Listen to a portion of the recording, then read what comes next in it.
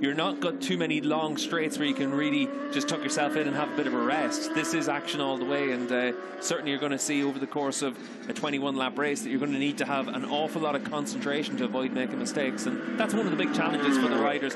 Physically, they can deal with that a lot because of how hard they train, and they're all prepared for that physically, but mentally as well, you can't afford to make mistakes. Well, the ones who will struggle with it the most inevitably will be the riders who've been out injured, the riders still recovering from injury. I know Chaz Davies was not fully fit by any stretch of the imagination when he went to Argentina last time out, and was struggling for race fitness as much as anything, having been off the bike clearly through that injury. He might be among the riders perhaps who will struggle to a greater extent with the physicality here. Yeah, I remember though in Sepang, that was always one of Chaz's favourite tracks, one of the places he went really well, because traditionally his fitness has been a big advantage for him, and that is one of the areas where some riders in the past had a big advantage over others. Now pretty much everyone on the grid is super fit, and that advantage that you might have had, it does get minimised quite a bit. But if you just have that small 1% advantage, it can make the difference over the course of 3 races in the weekend. Yes, he's not shy of the mountain passes, is he? A little bit of cycling up in Andorra. Yeah, and you tend to see with all these riders, when you look at their social media, it's always in the middle of race weekends, or the gap between race weekends, they're training hard, they're all out cycling or hiking or running or one thing after the other. And I think here in Indonesia, we've seen quite a few of them out swimming as well. Or just before race weekends, if you're Scott Redding, of course. Yeah, and obviously for Scott, that gap between Jerez and Portimao, cycling between the 2 tracks, it was an interesting way to get himself ready, but it worked. He had a great weekend in Portimao. Yes, anyone who'd been criticising him prior to that weekend for the decision to exert himself between 2 rounds quickly had to eat humble pie after a brace of second positions over the course of that weekend. 5 minutes to go, so we're into the final stretch now as far as hot laps are concerned. Toprak Razgatlioglu just getting up and running with his latest flying lap. 1 minute 36.260 at the moment is Toprak's time. That's the one to beat. Second fastest is with Alex Lowe's. The gap now has been cut to less than 0.4 of a second between Toprak and the rest. So the latest stint for the Kawasaki men going well. Isaac Viñales up in 3rd position with a 1:37 flat, and then Axel Bassani, Michael Ruben Rinaldi, Scott Redding and Jonathan Ray, your top 7. Yeah, what's interesting in the last couple of laps is that we've seen a lot of riders make that step in the final sector as well. Those only a 1/10 of a second slower than Toprak in that final sector. Now, Isaac Viñales is very impressive in his lap as well to move within a second of Toprak's times. Toprak 0.3 of a second faster than he's been before through that first sector. It is blinding his pace. Yeah, and Toprak willing to push on now, and you'd imagine he's out there on a fresh soft tyre and that rear, and he's just trying to use it now to get a little bit of knowledge about what to expect when you put in that fresh rubber on these final laps of the session. We did see Tom Sykes had a crash down at turn 6 as well. Looks like he's been able to rejoin and hopefully able to get himself back to the pits.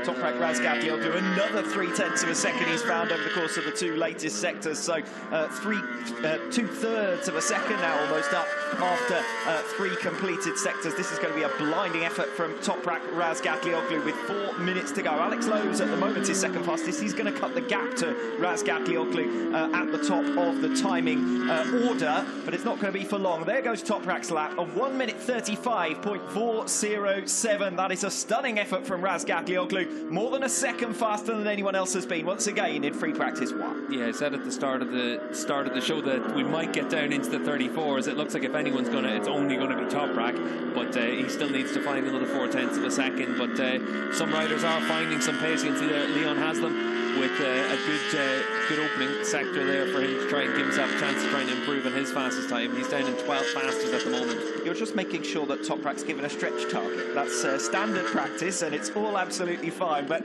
he's pushing towards it. Another fast first sector from Razgatlioglu with 3.5 minutes to go in FP1. Yeah, really laying down a marker to everyone else, and Toprak very impressive with how quickly he's been able to get up to speed. We saw this earlier in the season in Most as well, a brand new track, and really in those opening couple of laps he was able to learn the track very quickly. Looks like it's been the same here.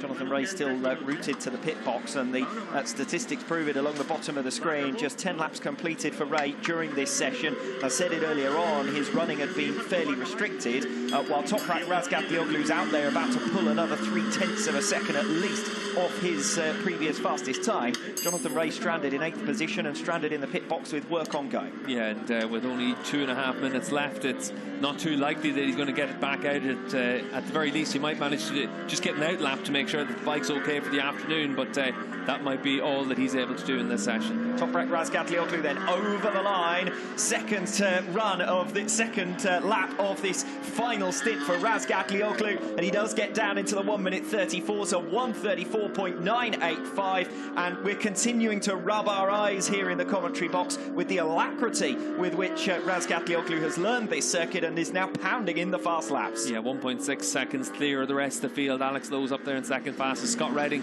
1.9 seconds off the pace. You can see there a bit of frustration probably for Jonathan Ray that he's not been able to get himself back out there after that first stint. He was already starting on the back foot. He's going to feel even more on the back foot now. New circuit, first free practice session. Rival storming away at the top of the timing charts, and 2.4 seconds down on him is Jonathan Ray. Now, clearly there's a tyre element to that. Clearly there's an element to which Toprak has been putting in an awful lot more laps during this session than Jonathan Ray. He's going to be on almost double the number of laps that Ray has managed by the end of this FP1. Razgatlioglu storming away then. I don't think he's got anything left in the locker to try and improve that time any further, although he does tend to be a man of surprises, doesn't he? Alex Lowe's improving on his latest lap as things stand. Likewise, Scott Redding has just crossed the line, 1:36.820. Michael Vandermark also moving up the order. He's doing a good job. Further back on the circuit, Alvaro Bautista in line to make some real progress. 1:37.3, his previous best during this session, and we pick up the Spaniard now. Yeah, could move himself up into the top 5 here. Bautista, 6th fastest, 2 seconds off the pace, so he's there pretty much the same kind of lap times as Vinales and Axel Bassani. Scott Redding a couple of tenths of a second faster, but Alvaro with time for another lap at the end of this session. Well, I was going to say 2.5 seconds off the pace of Razgatlioglu, because to be perfectly honest, from Lowe's in second position down, there's very little to choose between them.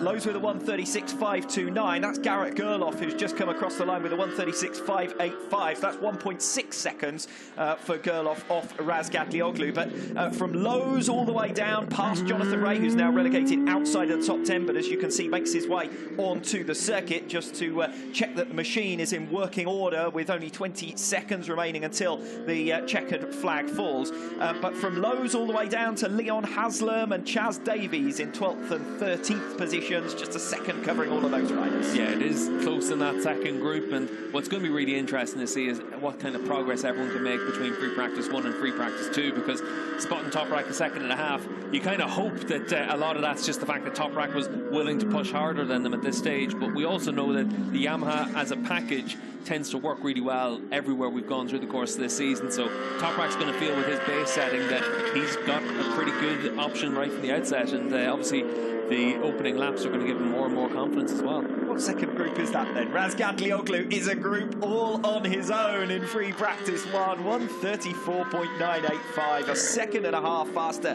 than his nearest rival as the checkered flag falls. It's Alex Lowe's who's second fastest, then it's Garrett Gerloff, Redding Vinales, Alvaro Bautista just recovering 6th place as he crosses the line, 1:37 flat for Bautista, so a couple of promising laps at the end of the session from the former world number 2. Axel Bassani 7th fastest, Michael Vandermark, Michael Ruben Rinaldi and Andrea Locatelli rounding out your top 10.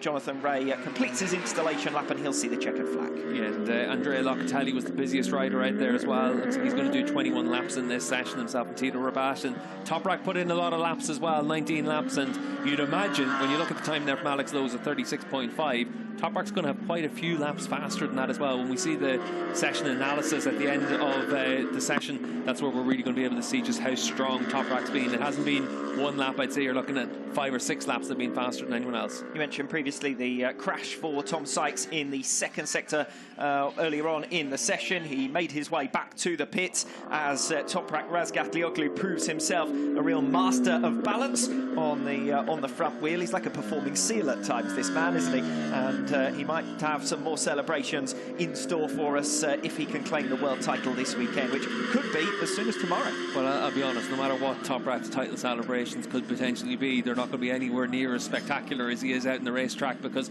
we saw right from the start of this session how hard he was willing to push. We saw in his outlap he was making moves on riders around him, and he's just brought the confidence that comes from the success he's had all the way through the season to bear all the way through, and looks really, really good right from the outside here. 2.5 in hand, obviously, on Alex Lowe's shows just how strong it is. But Toprak's just put that pressure onto Jonathan Rea, and the technical issues that Rea had, that would have increased that pressure even more. Do you think anyone in the team, maybe the suspension engineers, have to put their hands in front of their eyes when they see all the weight going onto the front tyre? I think Paul Denning has to do that, the team manager. But for Yamaha and for Toprak, they want to make sure that they're focused on getting across the line.